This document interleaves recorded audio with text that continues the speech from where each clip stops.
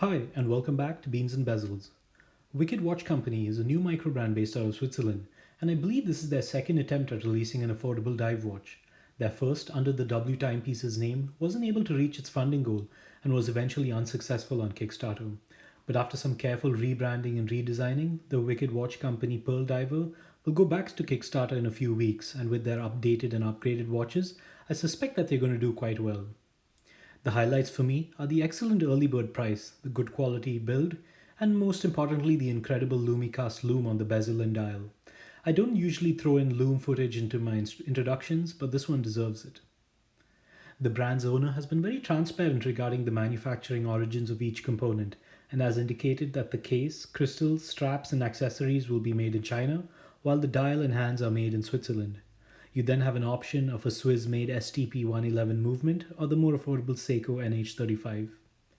You can argue that the microbrand watch community doesn't really need another dive watch, but I think if we're going to keep getting more of them anyway, it doesn't hurt that this one looks pretty good with solid hardware and insane lume to back it up. I wasn't paid to write this review, but I will be receiving one of these watches once they begin to ship.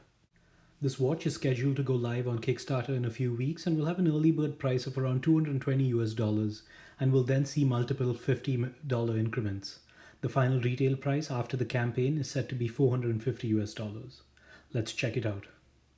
I measured the case to be 39.5 millimeters in diameter, 45.5 millimeters from lug to lug, and 14 millimeters in height.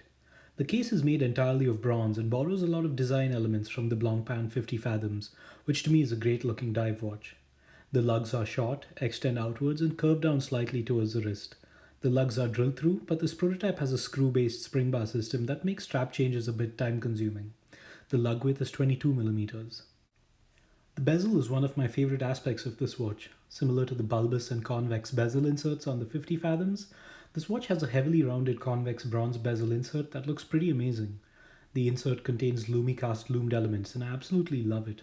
The bezel is easy to grip and operate and the action is solid. The bezel also houses a curved double dome sapphire crystal that looks great and suits this watch perfectly. There is a bit of distortion at the edges, but the legibility is unaffected since there isn't a minute track on the dial.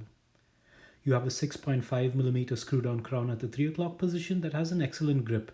The crown is signed and loomed and also has a wonderful crown guard section.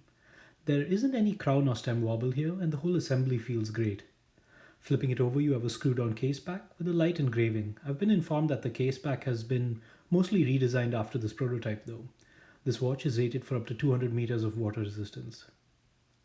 The dial is pretty simple in terms of design elements, but adds a lot of character to the bronze case. This is my second encounter with the forged carbon dial and I must say I'm liking it a lot. They have a few different dial options available and also sent me an example of their green dial as a reference. There is no outer minute or seconds track, similar to a few other vintage dive watches. From a functionality perspective, I think this will bother some folks, but where aesthetics are concerned, I like the clean dial. There are large applied hour markers that are all lume. The lume being used here is a denser and more effective version of Swiss Super LumiNova called LumiCast. These indices appear to be cut out from solid pieces of lume rather than painted or filled.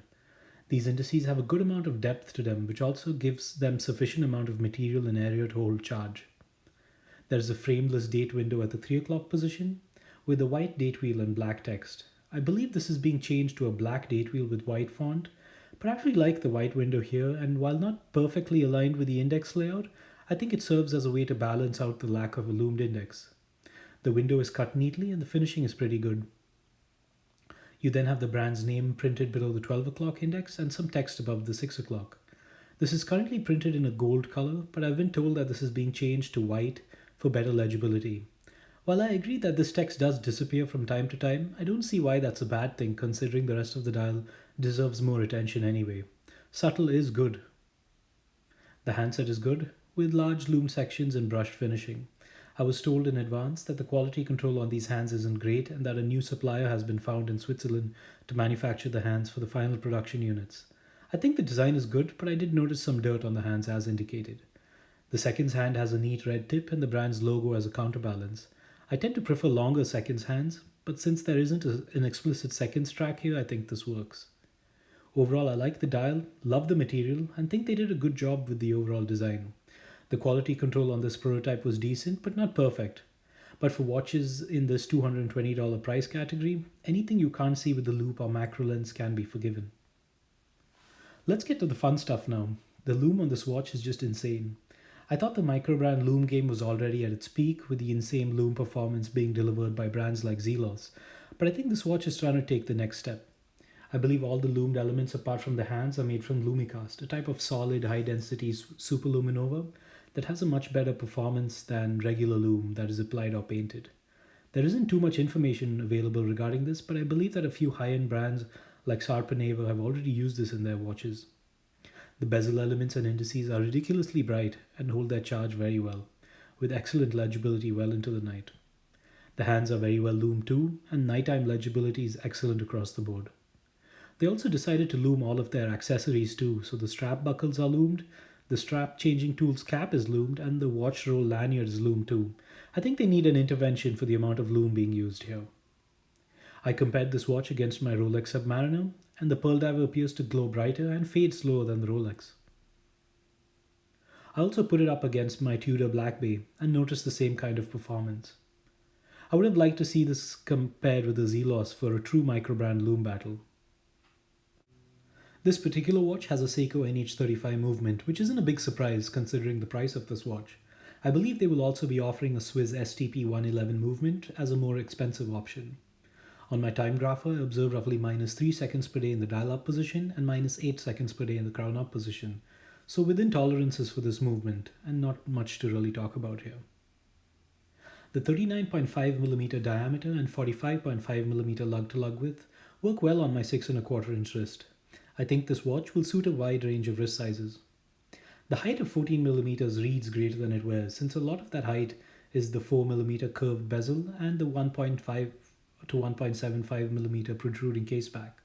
It does wear like a hefty tool watch at 105 grams on the leather strap, but I like this and wouldn't have it any other way.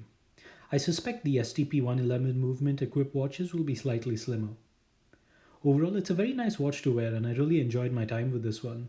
There's no denying the Blancpain 50 Fathoms influence, but it's also nice to see that design language in a case that isn't 44mm in diameter and accessible to smaller wrists too. Overall, I really like this watch. I think for the price, you're getting an excellent package. The build quality is great, the design is very appealing, and the choice of materials is impressive, and the lume is just jaw-dropping. There are a few areas of finishing on this prototype that don't look great, but I've been told that these have already been addressed and are sure to be improved on the final production units. So in a sea of affordable microbrand divers, this one has piqued my interest again, and may do the same for you. So if you like what it looks like, the best time to get in on this project is early since the prices will increase from $220 in increments of $50 and will eventually settle at around $450 retail. I know some folks might be worried about this campaign since their last attempt was unsuccessful, but I personally think this watch looks leaps and bounds better than their last one. As always, thanks for watching and don't forget to read my other reviews in the link below.